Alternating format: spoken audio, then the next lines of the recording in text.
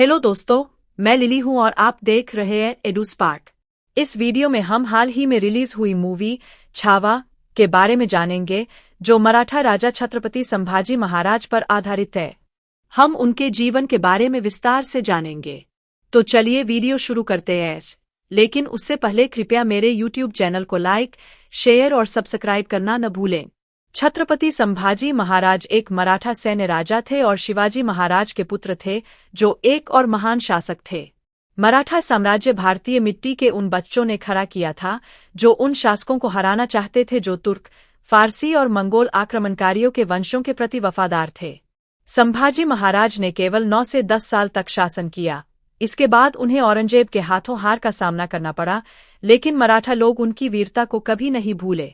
संभाजी महाराज छत्रपति शिवाजी महाराज के पुत्र के सामने एक महान चुनौती थी, दिल्ली के मुगल सम्राटों की ताकत के खिलाफ मराठा साम्राज्य की रक्षा करना, जिन्हें बाद में मराठा सैनिकों ने पराजित किया और तबाह कर दिया। साथ ही शिवाजी महाराज के मिशन और विचारों को आगे बढ़ाना। शिवाजी महाराज का साम्राज्य पश्चिम भारत के दक्कन पठार के उस हिस्से में स्थित था जहां यह पठार पूर्वी घाट पहाड़ियों से मिलता है। उन्होंने उत्तर भारत में मुस्लिम मुगल हमलों को विफल किया और दक्षिण पूर्व में बीजापुर के राजाओं से स्वतंत्रता प्राप्त की। 1674 में शिवाजी महाराज ने खुद को सम्राट घोषित किया और छत्रपति की उपाधि धारण की। संभाजी महाराज ने देखा कि मुगल शासक औरंगजेब किसी भी विरोध को खत्म करने के लिए प्रयासरत था। औरंगजेब ने अपने पिता शाहजहां को कैद कर और अपने भाइयों की हत्या कर उनके सिंहासन पर कब्जा किया था। वह स्थानीय भारतीयों को इस्लाम धर्म अपनाने के लिए मजबूर कर रहा था और गैर मुस्लिमों पर जिजिया कर लगा रहा था। शिवाजी महाराज के निधन के बाद संभाजी को कई चुनौतियों का सामना करना पड़ा, जिसमें उत्तर पश्चिम में मुगल और आसपास की अन्य शक्तियां जैसे सिद्धि, मैसूर और गोवा के पुर्तगाली शामिल थे।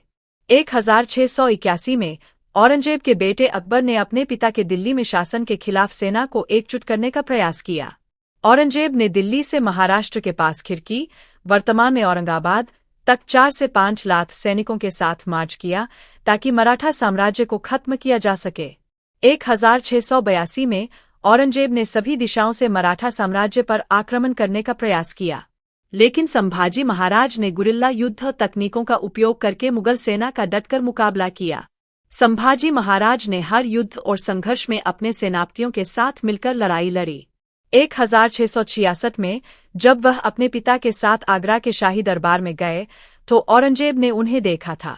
संभाजी महाराज की भक्ति और वीरता ने उन्हें सभी के दिलों में एक विशेष स्थान दिलाया। 1 फरवरी 1689 को औरंगजेब ने उन्हें धोखे से गिरफ्तार कर लिया। 11 मार्च 1689 को उन्हें भयानक यातनाएं दी गई और अंततः उनकी हत्या कर दी गई। संभाजी महाराज ने देव, देश और धर्म की रक्षा के लिए अद्भुत साहस दिखाया। उन्होंने औरंगजेब की बातों को मानने से इनकार कर दिया और अपने सिद्धांतों के लिए मौत को गले लगा लिया। संभाजी और उनके 25 सलाहकारों को फरवरी 1689 में संगमेश्वर में पकड़ा गया। उनके करीबी मित्र कवि कलश को भी गिरफ्तार कर लिया गया। मुगलों ने संभाजी और कवि कलश को बहादुरगढ़, अहमदनगर जिला ले जाया, जहां उन्हें भयानक रूप से अपमानित और प्रताड़ित किया गया। संभाजी महाराज की मौत के बाद उनके भाई राजाराम प्रथम अगले छत्रपति बने। धन्यवाद दोस्तों, मुझे उम्मीद है कि आपको मेरा वीडियो पसंद आया होगा। कृपया वीडियो को लाइक, शेयर और सब्सक्राइब करना न भूलें।